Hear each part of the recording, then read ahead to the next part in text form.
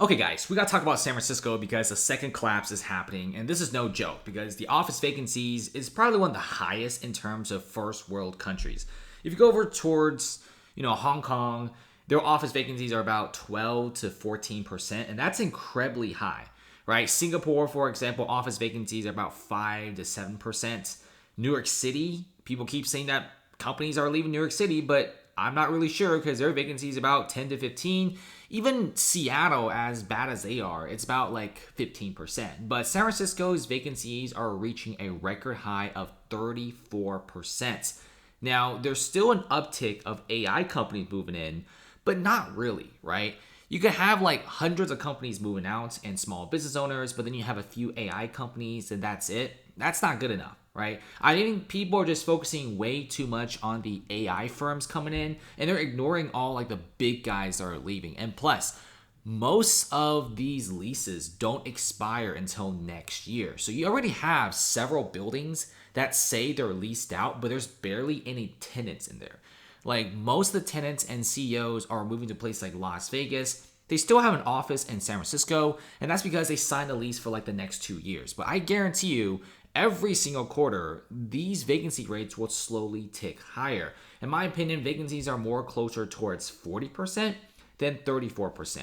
And we're going to be seeing a massive uptick soon, and many of these office leases are slowly being canceled as well. And people also say to me, hey man, why can't I just turn these office leases and these office buildings to apartment complexes? You can't really do that because if you look at many of these offices, try to convert these, it's going to be extremely expensive. About $1,000 per square foot, according to some architects in San Francisco, and that is crazy. Like $1,000 per square foot puts it in the ultra luxury territory, which they can't do. And many of these buildings are pretty old; they're built like decades ago, and their layouts are just not suitable for office development. I mean, residential development. So yeah, and plus, not a lot of people are living here. Some of the ultra luxury condos like NEMA have already slowly defaulted on their loans. Chances are they're most likely going to default on their $400 million loan. So I doubt these buildings will want to do an expensive renovation to turn themselves to a luxury apartment when other luxury apartment buildings like NEMA are already closing down. Now, if you look at this, there seems to be a lot of alarms being raised. And I'm surprised that San Francisco just isn't really doing like drastic changes, because if a city has like 30 to 40% vacancy rates in the office department, you know that the floor retail space is probably doing even worse.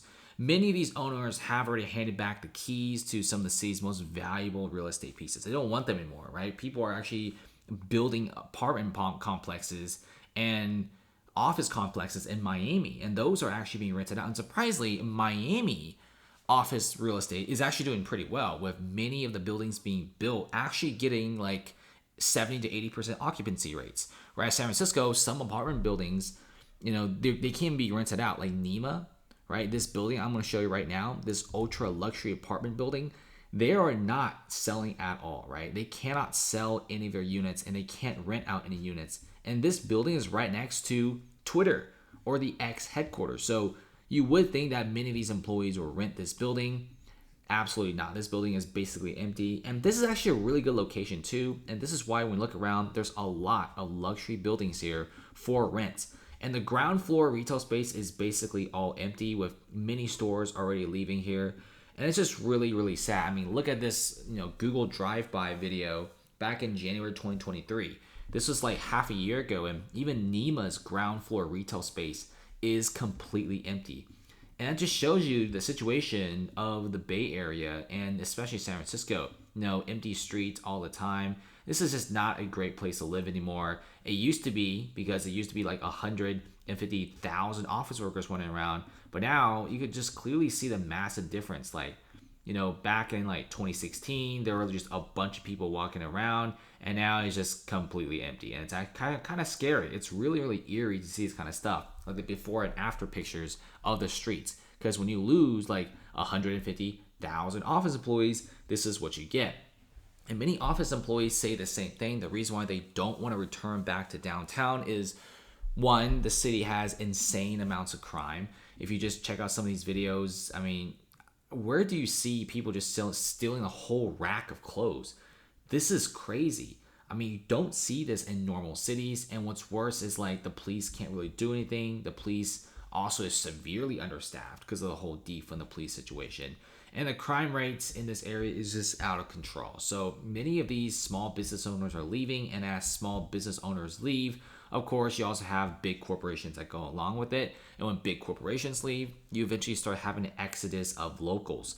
And when the locals leave, office workers stick their heads back in. They see this whole entire crazy situation, high crime, high homelessness, drug use everywhere. These office workers say, you know what? We're not coming back. Okay, we're not really feeling it. We're not coming back. Maybe one day, but not now. So you have a lot of office workers actually just living in other parts of the Bay Area. Many parts of the Bay Area are still pretty decent. Like Wine County is pretty good.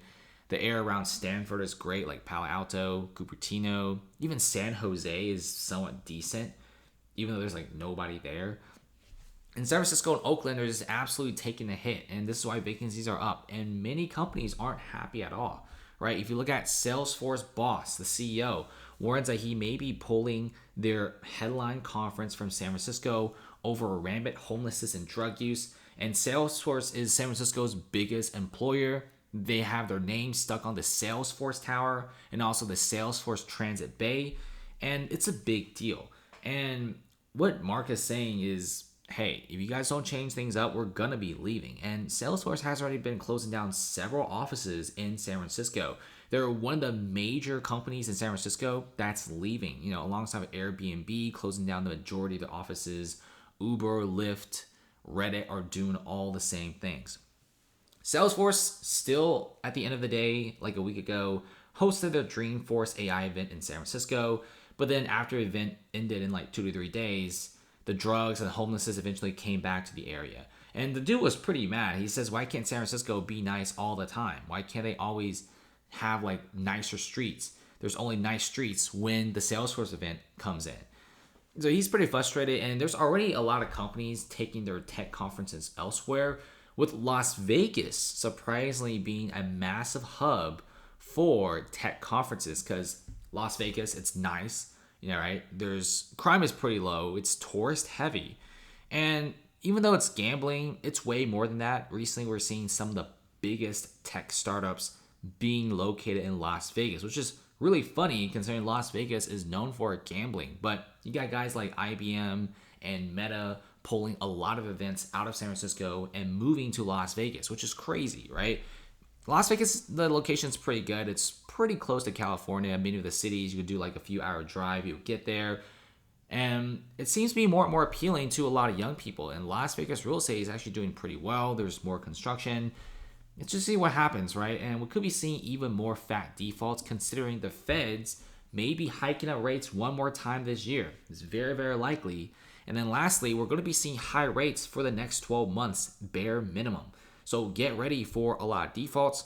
And this is going to be a massive commercial real estate collapse for San Francisco. We're already seeing some of the most valuable and most expensive buildings being defaulted.